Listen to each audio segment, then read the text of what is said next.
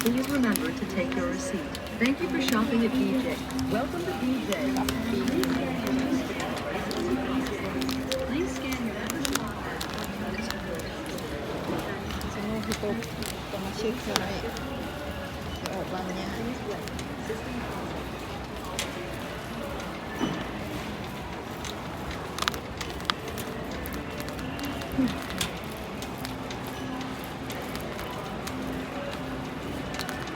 เขียนซื้อเครื่องหนาวแล้วสมองก็ไปแล้วจ้าคนก็มาช้อปปิ้งเยอะแยะ